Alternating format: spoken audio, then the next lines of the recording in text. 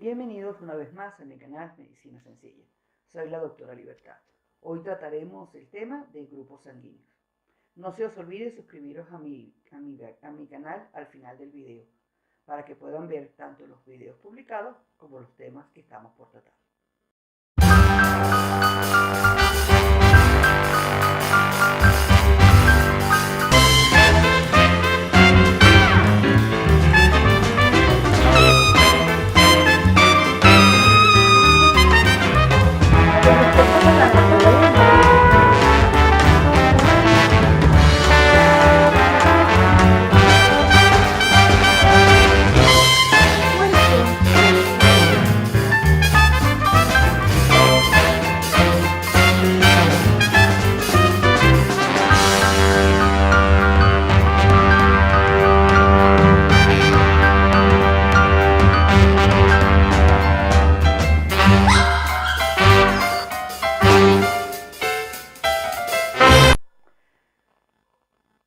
Los grupos sanguíneos no son más que las características de la sangre que se encuentran tanto a nivel de la superficie de los glóbulos rojos como en el suero de los pacientes.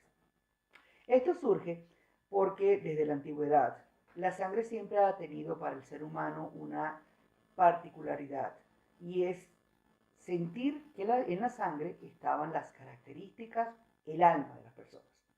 Es por eso que las primeras transfusiones de sangre fueron de animales a personas, con la finalidad de transmitirle su característica. Por ejemplo, sangre de tigre a una persona pasiva o sangre de oveja a una persona extremadamente agresiva. Supondrán que lamentablemente esas transfusiones tuvieron muy malos resultados. Fue hasta más o menos hasta 1900, cuando gracias a un investigador, el doctor Lasteiner, él descubrió los grupos sanguíneos, lo cual hizo que las transfusiones sanguíneas después de ello fueran muchísimo más fáciles. Él describió los grupos sanguíneos A, B, O y posteriormente en 1940 fue que se logró descubrir o describir lo que es el sistema RH.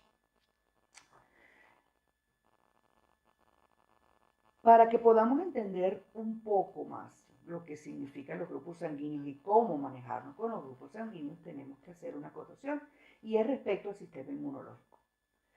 El sistema inmunológico, todos sabemos que es aquel sistema el cual nos protege de gérmenes o de sustancias extrañas en nuestro organismo.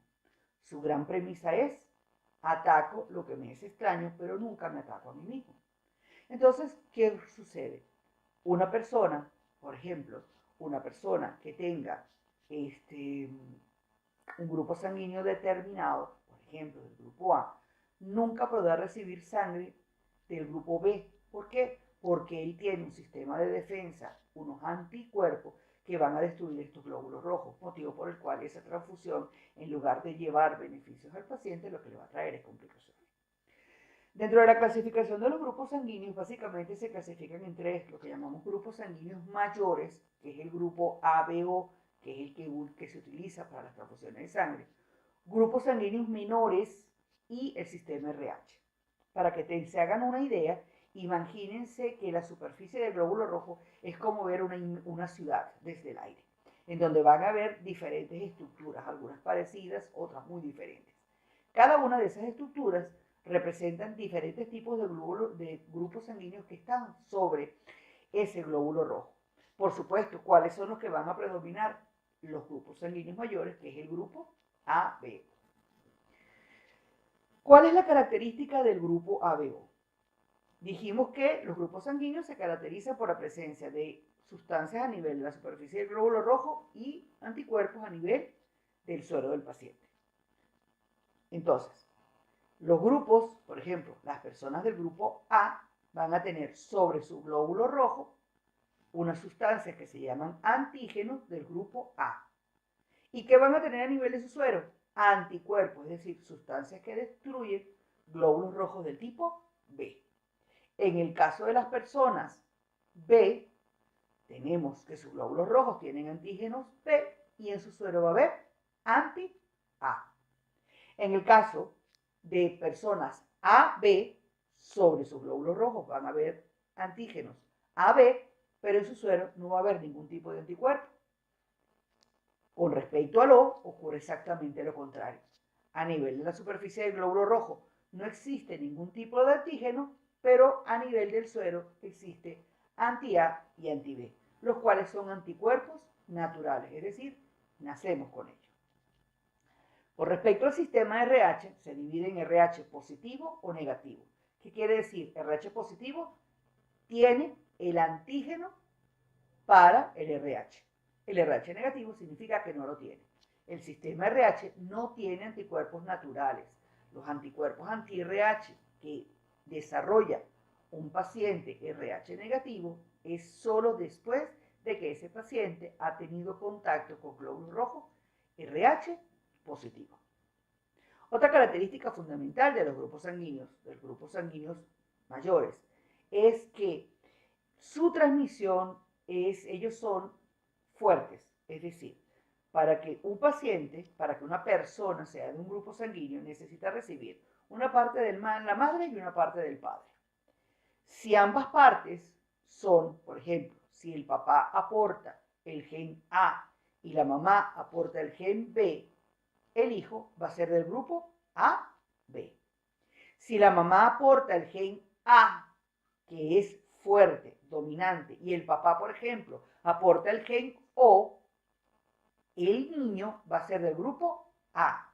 ¿Por qué? Porque para que el grupo O se manifieste necesita doble carga. ¿Qué quiere decir? Que tanto se lo aporte la mamá como el papá. Esto explica por qué a veces hay padres que son, por ejemplo, los dos del grupo A y el nené es del grupo O. ¿Por qué? Porque la mamá es AO y el papá es también AO. Se unieron los dos componentes O de los padres y el niño resultó ser del grupo O. ¿Okay? El grupo RH, por lo general, es un grupo fuerte, es decir, con la presencia de cualquiera de los dos de los padres de ese antígeno, va a ser, eso es lo que se va a manifestar en el niño. Bueno, en mi próximo video trataremos cuáles son las utilidades de los grupos sanguíneos y sobre todo haremos hincapié con respecto a la incompatibilidad de grupos durante el embarazo. No olviden suscribirse a mi canal para que puedan ver los videos. Y recuerden comunicarse a través de las redes sociales y de mi correo y ayudarme con sus comentarios y con sus sugerencias a hacer próximos videos. Hasta una próxima.